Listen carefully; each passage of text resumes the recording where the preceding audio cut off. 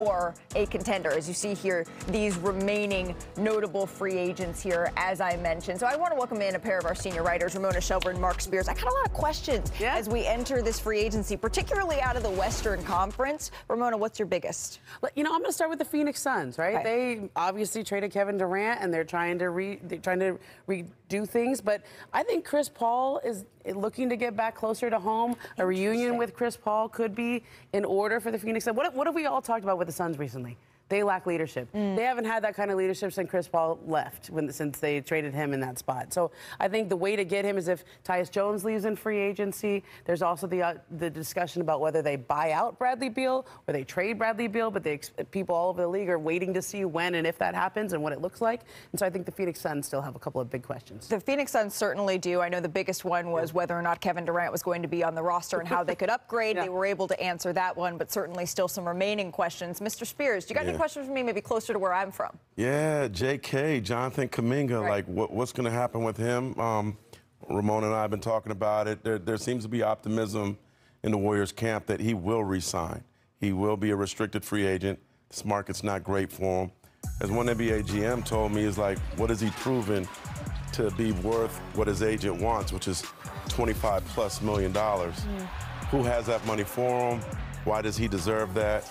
But then on the flip side, if he returns to the Warriors, like, what's his role? And can he reach his full potential there? Yeah, and so if I'm Jonathan, I'm in a really weird spot right now. The money's not here this summer.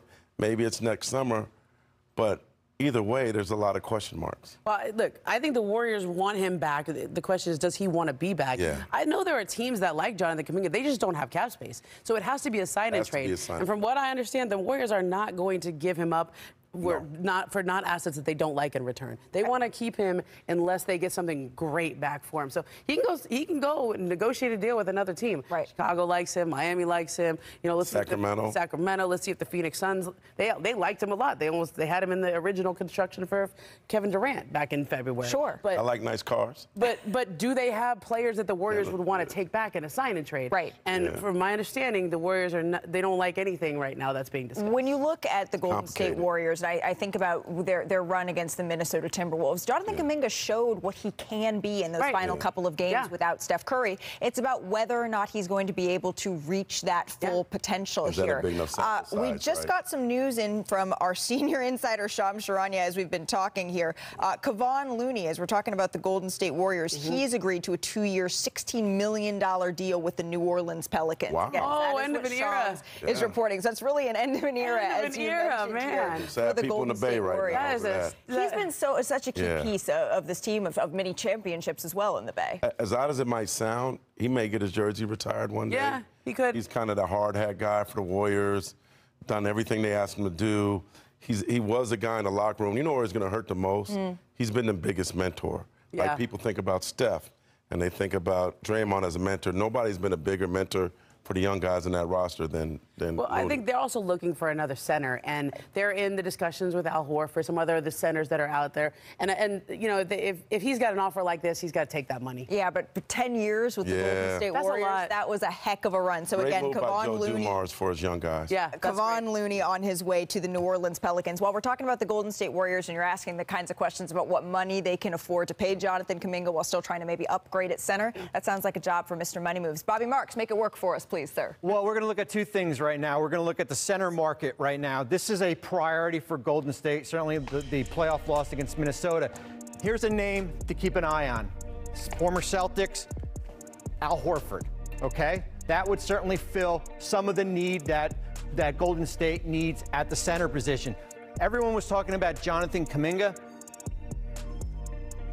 We have him projected at a $20 million number right now. The problem with Jonathan Kuminga is there's no salary cap space out there. The trade, the Michael Porter Jr. Cam Johnson trade, has eliminated most of the Nets cap space to go out and do an offer sheet on Jonathan Kuminga. So he's basically in a waiting game. He can take a $7.9 million qualifying offer or a team-friendly deal. And I think that's going to be the key for the Warriors offseason. Certainly a signing trade potentially also. Brian had mentioned, I heard him over there when he was asking about Cam Johnson, that Cam Johnson and Michael Porter Jr. trade.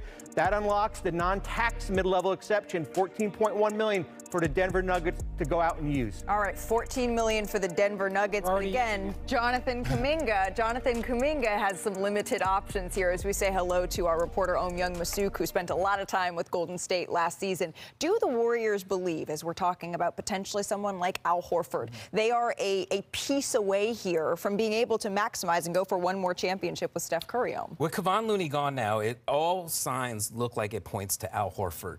League sources have been saying that it seems like the Warriors and Horford seem like the perfect fit and locked in. And when I would have discussions with Steve Kerr along the season, he would talk about how the Warriors can play two different ways now. They play their motion offense with Steph Curry, but with the addition of Jimmy Butler, they can go ISO Jimmy. And still, Al Horford would fit that perfectly because, one, they've already said they don't want to play Draymond Green at center the entire season. They just can't afford to do that. They could do it in spurts, like in the playoff runs and how they made that run at the end of the season, but they need Al Horford. He can come in, he can stretch the floor to stretch five, he can pass in that motion offense, he can set screens for them, and defensively, he still has something left in the tank, so he would be a good fit. After that, that's where it gets interesting, Malika, because I think they have to wait on Jonathan Kuminga to see if there's a sign and trade out there, perhaps with a Miami or with a Chicago, as Ramona mentioned. In those cases, though, what really is going to come in those packages? Is it Duncan Robinson? Is it Jaime Jaquez? It's going to have to be more than that. And on the Chicago end, would it be Nikola Vucevic, a guy that they were linked to last year before the trade deadline? But they would need more than Vucevic as well. That's why if they bring back Kuminga, then Steve Kerr has said, we're going to spend the early portion of the season trying to see if he can fit in with Steph, with Jimmy and Draymond, something that I think Golden State already knows is not really a great fit. And then after that, maybe they can trade him. Or they can just chill and see what happens with Giannis Antetokounmpo. Because that is a big or. If I think the Warriors like their team. Are they going to beat the Thunder with this roster? Probably not. But I think they like their team. They can maybe make a move on the periphery. They have access to a lot of their future draft picks. It may be worth it for them to sit there and wait for the possibility of a big transaction. They sat there and they were patient last year. They ended up with Jimmy Butler. It's possible that they could get Kuminga into a contract that they could still intend to trade down the line, whether it's for a player like Giannis or somebody else. And that would be the best thing that could happen to Jonathan Kuminga. I just think he's at a point. If he's still auditioning for the Golden State Warriors about fit and minutes and how, I'm sorry, that something's there that he needs a new set of eyes on him. And I think Jonathan Kuminga is a guy that gives them this athletic ability they desperately need. They don't have a lot of athletes on this roster. But it's obvious with what happened to him at the end of the year, 4 DNPs in the Houston series. Finally, they go to him when Curry gets hurt in the Minnesota series. The guy averages 24 points a game over those last 4 games on 56% from the field against the top shelf defense. So he let people know, this is kind of what I'm capable of, but I just think he's there, and there's a cynicism around him with the organization that's going to be difficult for him to break through. I agree with you 1,000%. As a player, when you're in an organization, you want to feel wanted. You want to know that the organization wants you. They want you on the floor. They believe in you.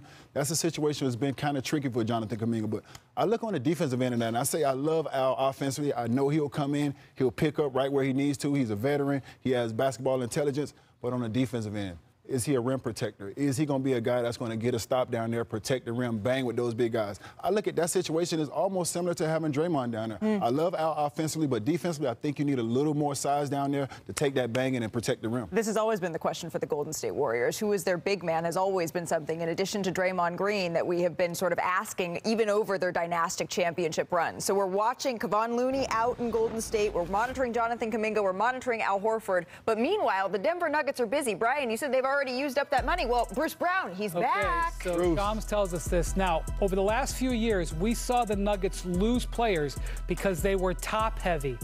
The deal for Cam Johnson gives them some space. They get a player back that they lost last year. This is a guy who fits perfect on this roster. Well, and they know him very, very well. Coming up here on our NBA Today free agency special, let's get back to the Los Angeles Lakers. Where can they look to complement Luka? Bobby Marks